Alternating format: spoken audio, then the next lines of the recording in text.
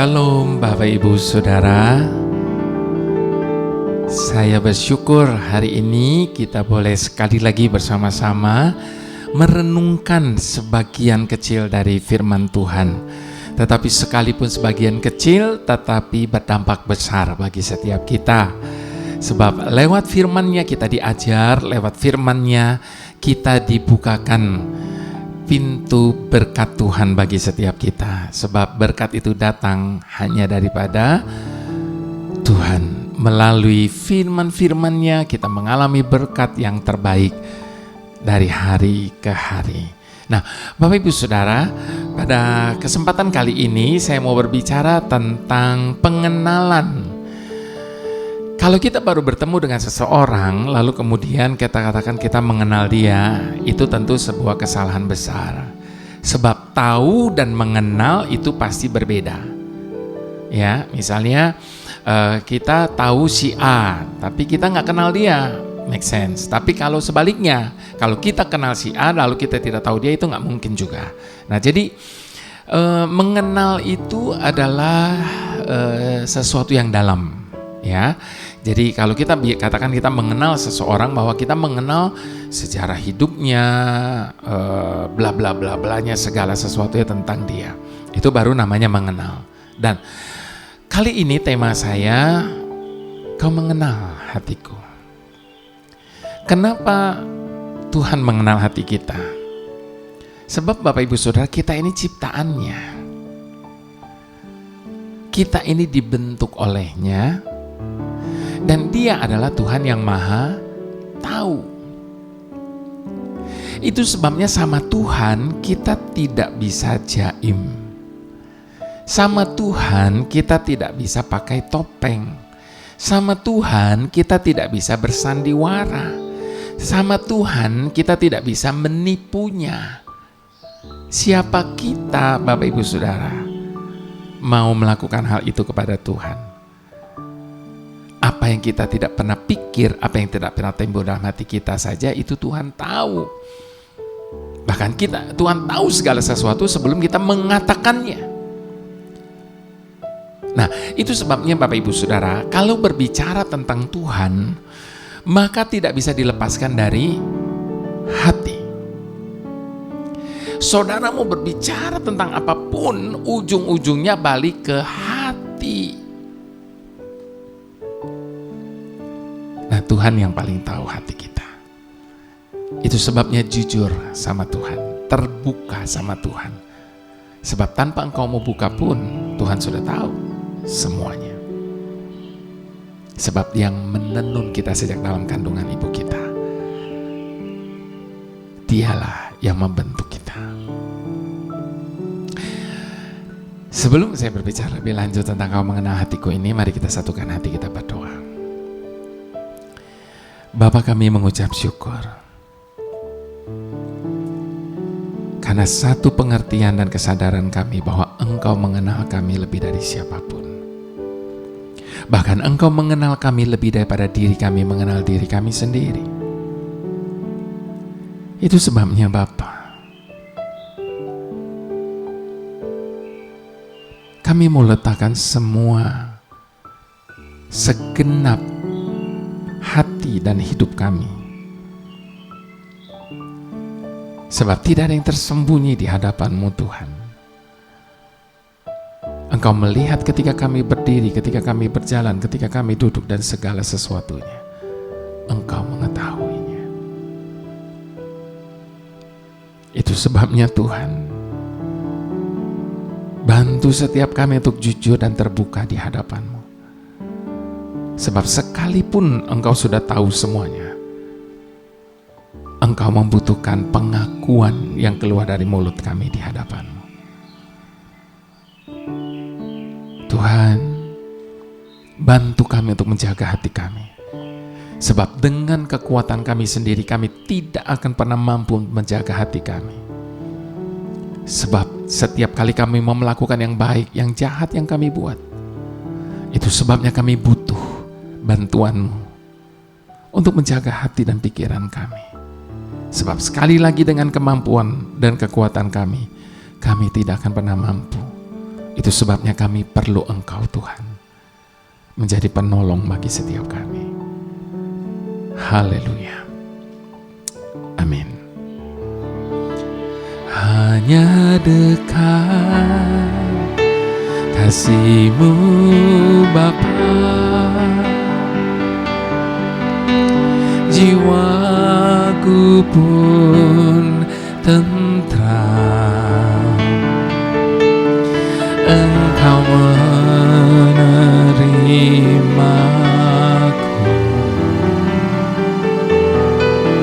dengan sepenuhnya. Walau dunia melihat rupa, namun Kau memandangku jauh ke kedalaman hatiku.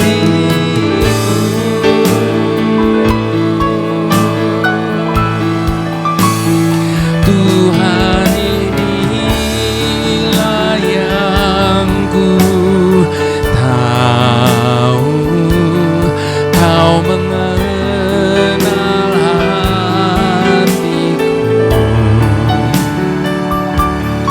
jauh melebihi semua yang terdekat sekalipun.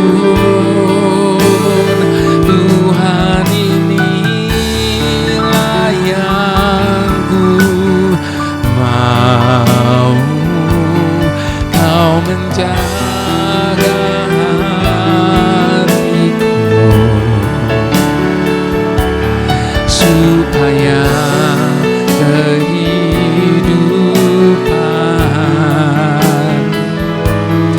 memancar senantiasa. Saya ingat ketika pertama kali saya rekaman pujian ini, itu terjadi di tahun 99, dan saya tidak pernah menduga pujian di dalam album Intimate Worship saya ini pada tahun 99 itu begitu dipakai Tuhan luar biasa, bahkan lebih daripada album pertama saya, sehingga banyak orang mengira bahwa album pertama saya adalah album Intimate Worship ini. Padahal 97 saya rekaman dengan album pertama saya, itu Pelita Hidup, di mana pujian Allah Peduli pertama kali ada di situ. Nah, Bapak Ibu Saudara, saat itu saya ingat betul ada sebagian orang juga protes mengenai pujian ini, karena kalimat terakhir itu, Tuhan, inilah yang ku mau, Kau menjaga hatiku. Memang di dalam firman Tuhan dikatakan, jagalah hatimu. Tuhan menyuruh kita untuk menjaga hati kita. Tetapi Bapak Ibu Saudara, tetap untuk segala sesuatu dalam hidup ini kita tidak akan pernah mampu tanpa Tuhan. Untuk menjaga hati itu bukan hal yang mudah, Bapak Ibu Saudara. Sebab hati ini pancaran kehidupan. Hati inilah yang menjadi pusat pergumulan kita dari waktu ke waktu. Bapak Ibu Saudara, itu sebabnya kita butuh Tuhan untuk menolong kita, untuk menjaga hati kita. Tentunya dengan usaha kita juga. Bukan berarti bahwa kita minta Tuhan jaga hati kita lalu kita sembarangan. Tetapi ketika kita mencoba terus dan berusaha untuk menjaga hati, kita minta Tuhan memberikan kepada kita kekuatan, kemampuan untuk kita bisa mengalahkan segala keinginan dan maksud jahat yang lain-lainnya itu. Nah, Bapak Ibu Saudara, kita mau baca firman Tuhan terlebih dahulu, Bapak Ibu Saudara, sebagaimana Ayub juga menjaga hatinya itu dengan susah payah. Lalu apakah Ayub berhasil dari awalnya? Tidak juga. Makanya kita baca yuk Ayub 42 ya. Ayub 42 ayat yang pertama sampai ayat yang ke-7, Bapak Ibu Saudara. Judul dari perikop ini, Ayub mencabut perkataannya dan menyesalkan diri. Kenapa Ayub mencabut perkataan dan menyesalkan diri? Karena sebelumnya dia juga tidak mampu untuk menjaga hati dan perkataannya. Ya, kita tahu ya Bapak Ibu Saudara, sebelum-sebelumnya kalau kita baca kitab Ayub, kita akan menemukan apa yang diperkatakannya, sehingga dia mencabut kembali semua perkataannya dan menyesalkan diri. Ayat pertama, maka jawab Ayub kepada Tuhan, aku tahu bahwa engkau sanggup melakukan segala sesuatu dan tidak ada rencanamu yang gagal. Firman-Mu, siapakah dia yang menyelubungi keputusan tanpa pengetahuan? Itulah sebabnya tanpa pengertian aku telah bercerita tentang hal-hal yang sangat ajaib bagiku dan yang tidak ku ketahui. Firman-Mu, dengarlah, maka akulah yang akan berfirman. Aku akan menanyai engkau supaya engkau memberitahu aku. Hanya dari kata orang saja aku mendengar tentang engkau, tetapi sekarang mataku sendiri memandang engkau. Oleh sebab itu aku mencabut perkataanku dan dengan menyesal aku duduk dalam debu dan abu. Setelah itu keadaan Ayub dipulihkan. Lalu di ayatnya 7 dikatakan, setelah Tuhan mengucapkan firman itu kepada Ayub, maka firman Tuhan kepada Elifas, orang teman, murkaku menyala terhadap engkau dan terhadap kedua sahabatmu, karena kamu tidak berkata benar tentang aku seperti hambaku Ayub. Jadi Bapak Ibu Saudara, Ayub sudah berkata-kata yang tidak benar tentang Tuhan, makanya kemudian dia cabut, tapi dia akui itu dan dia menyesal. Lalu Tuhan bilang dia berkata benar tentang Tuhan. How come? Oke, mari kita bahas. Di dalam Mazmur 42 ayat yang ke-6, Bapak Ibu Saudara, dikatakan, mengapa engkau tertekan hai jiwaku dan gelisah di dalam diriku, berharaplah kepada Tuhan. Mengapa saya kutip Mazmur 42 ayat 6 ini, Bapak Ibu Saudara, sebelum saya membahas lebih lanjut tentang hal yang tadi itu. Sebab inilah yang menjadi pergumulan kita setiap waktu. Apa yang sesungguhnya menjadi masalah kita yang terdalam? Kadang kita sering mengeluhkan yang kelihatan, yang kita rasakan. Tetapi jauh dalam diri kita, semua kita itu hanyalah puncak sebuah gunung es yang ada di kedalaman inner self kita. Masalah kita bukan karena kita tidak tahu dan kita tidak kenal Tuhan. Itu masalahnya. Jadi sekali lagi Bapak Ibu Saudara, masalahnya bukan karena kita tidak tahu dan kita tidak kenal Tuhan. Karena Nabi Elia saja yang begitu dahsyatnya Bapak Ibu Saudara, juga bisa mengalami depresi dan loneliness. Bahkan itu terjadi di puncak kemenangannya atas Dewa Baal. Dia mengalami depresi dan loneliness. Jadi masalahnya bukan itu. Tapi Bapak Ibu Saudara, yang menjadi masalahnya adalah lebih sering pada masalah kepribadian kita sendiri.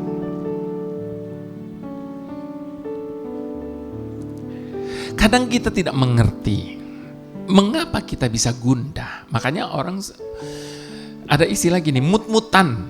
Kenapa dibilang mut-mutan? Sebab moodnya mudah berubah-ubah. Sebentar gini, sebentar gitu. Lagi baik-baik, tiba-tiba kita bisa merasa gundah, galau.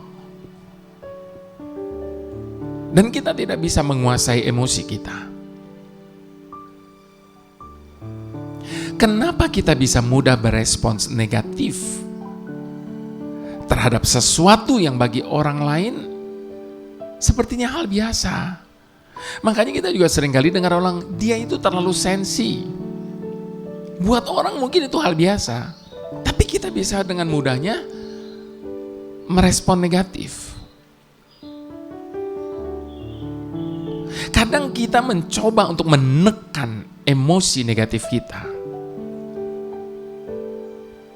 Kita menutupi semuanya itu. Kita tekan emosi negatif kita sedemikian rupa dengan berkata, biarkanlah semuanya itu. Nanti juga pasti berlalu dengan waktu. Atau mencoba menyangkali emosi tersebut dengan merasa baik-baik saja. Semuanya dalam kendali, I'm okay. Padahal sesungguhnya di dalam diri kita itu tidak okay. Tetapi kita menutupinya dengan berkata bahwa everything is okay. Dan tanpa kita sadari, sesungguhnya kita sedang melakukan represi terhadap apa yang terjadi di dalam jiwa kita. Sehingga jiwa kita mengalami tekanan. Makanya kenapa tadi saya kutip Mazmur, mengapa engkau tertekan dan gelisah hai jiwaku? Karena seringkali kita yang menekannya.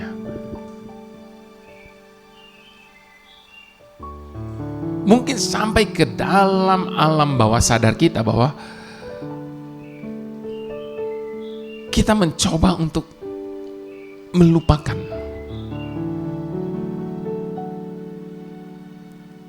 Dan menganggap kita bisa melewati semuanya itu dan merasa oke. Dan kalau itu yang kita lakukan, kita sedang memanipulasi perasaan kita. Sehingga tentunya akan meledak jika ada faktor pemicunya. Makanya kita seringkali dengar juga orang tiba-tiba meledak semuanya hanya karena selama ini dia sudah simpan di dalam hatinya. Itu sebabnya hati-hati. Karena kita seringkali menyimpan sampah dalam diri kita. Dan sesungguhnya tanpa kita sadar, setiap hari kita dimasuki berbagai macam sampah. Sejak kita masih kecil. Dan semua itu tanpa kita sadari. Disimpan dalam-dalam di alam bawah sadar kita. Dan itu menjadi faktor bawaan dari kepribadian kita. Kita tidak pernah berani jujur dengan emosi kita. Karena mungkin kita takut dibilang tidak rohani atau tidak beriman. Makanya kita coba untuk tutupi semua, kita tekan semuanya.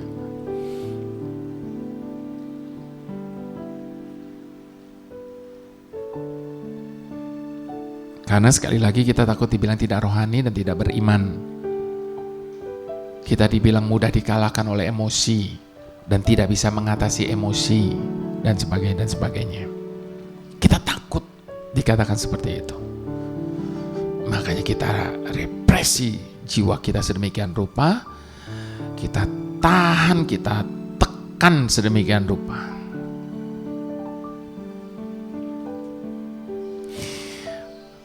Kalau kita mau pelajari, Bapak Ibu Saudara, kita mau baca baik-baik, Mazmur Daud itu penuh dengan cry out-nya.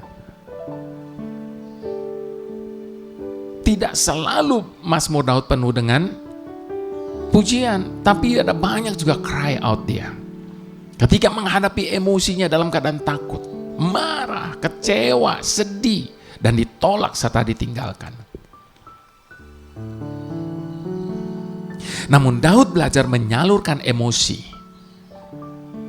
baik negatif maupun positif kepada Tuhan.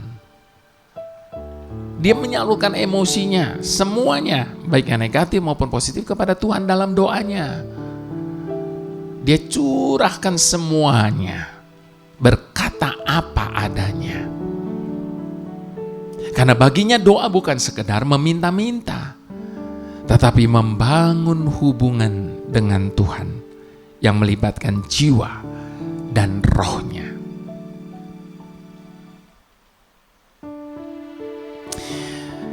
Bahkan Ayub, kembali lagi kepada Ayub, Bapak Ibu Saudara.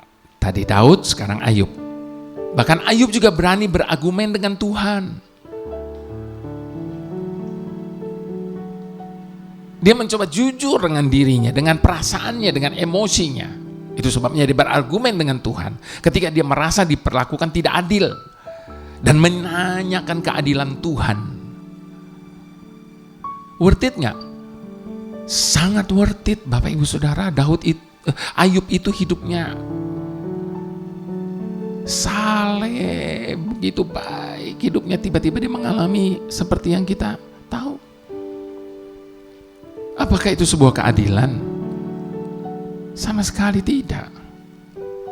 Jadi Ayub worth it nggak mempertanyakan keadilan Tuhan? Oh, sangat worth it. Itu sebabnya Tuhan tidak marah kepada Ayub yang jujur dengan emosinya. Bahkan Ayub dibukakan pengertiannya dan membawa iman Ayub bertumbuh melalui cry out-nya itu. Ayub tidak berlagak sok rohani, mencoba untuk merepress emosinya, dan tidak berlagak seperti baik-baik saja. Bahkan Ayub jelas-jelas menyalurkan kekesalan, kemarahannya kepada Tuhan. Manusiawi enggak? Ya manusiawi memang. Mana ada orang nggak bingung, orang dia lagi hidupnya baik-baik sama Tuhan, dia lagi saleh-salehnya, dia lagi hidup takut dengan Tuhan dan semuanya, dia menjaga hidupnya, tiba-tiba keluarganya habis, hartanya habis, kesehatannya semuanya habis. Dan jangan lupa itu dalam waktu bersamaan loh Bapak Ibu Saudara.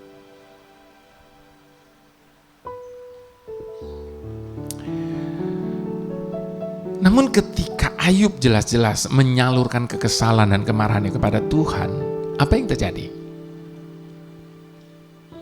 Ayub malah dibela oleh Tuhan dengan berkata, karena kamu tidak berkata benar tentang Ayub seperti hambaku. Karena kamu tidak berkata benar tentang aku seperti hambaku Ayub. Itu yang Tuhan katakan kepada temannya. Jadi Ayub dibela. Dengan kata lain, Ayub berkata benar tentang aku. Padahal sebelumnya cry out-nya sungguh tidak pantas diucapkan sebagai seorang yang saleh dengan mempertanyakan kenapa aku harus lahir dan seterusnya dan seterusnya. Bayangkan Bapak Ibu Saudara, dalam kesalehannya Ayub mengeluarkan kata-kata yang tidak pantas di hadapan Tuhan, menyesali kelahirannya dan seterusnya dan seterusnya. Itu sebabnya pada akhirnya dia cabut kembali semua perkataan yang tidak benar itu dan menyesal. Nah Bapak Ibu Saudara, lewat semua ini belajarlah untuk jujur kepada Tuhan. Nyatakan isi hati kita kepada Tuhan apa adanya. Enggak usah dibuat manis, enggak usah ditutup-tutupi dengan kata-kata indah. Jujur saja sama Tuhan apa adanya, supaya tidak ada dusta di antara kita dengan Tuhan. Karena Tuhan sangat menghargai kejujuran kita. hanya dekat kasih-Mu Bapa. Jiwaku pun tentram, Engkau menerimaku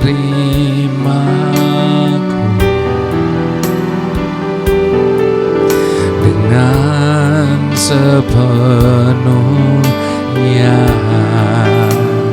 Walau dunia melihat rupa, namun Kau memandangku jauh melebihi semua yang terdekat sekalipun. Tuhan, inilah yang ku tahu, Kau mengenal hatiku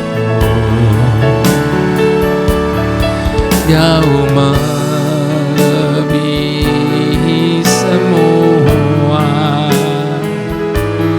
yang terdekat sekalipun. Tuhan, inilah yang ku mau, Kau menjaga hatiku supaya kehidupan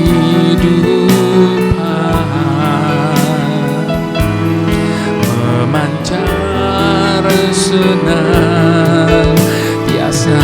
Sekali lagi katakan, Tuhan, inilah yang ku mau, Kau mengenal hatiku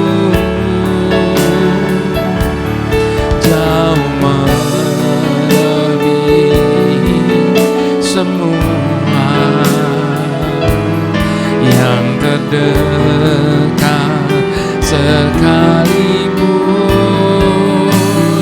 Tuhan, inilah yang ku mau, Kau menjaga hatiku supaya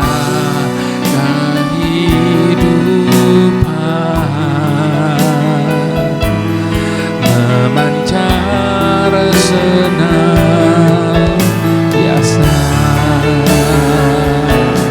supaya kasih Tuhan memancar senantiasa, supaya kehidupan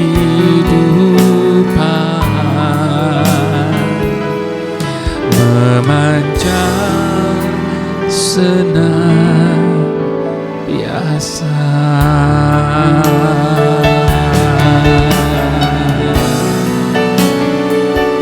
Hanya Engkau Tuhan yang mengenal hati kami.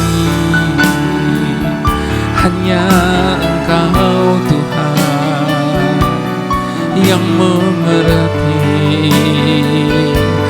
yang peduli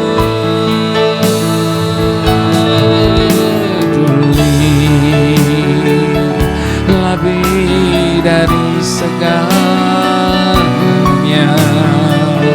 lebih dari siapapun juga. Hanya Engkau Tuhan,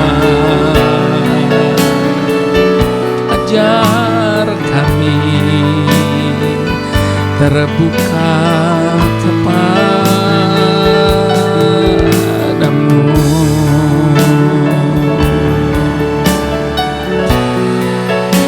tahu jalan hidup kita.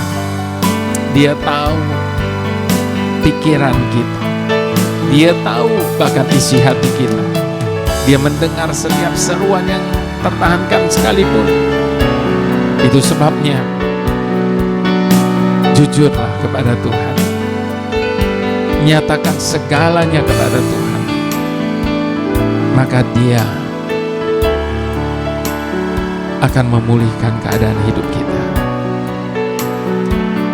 Haleluya.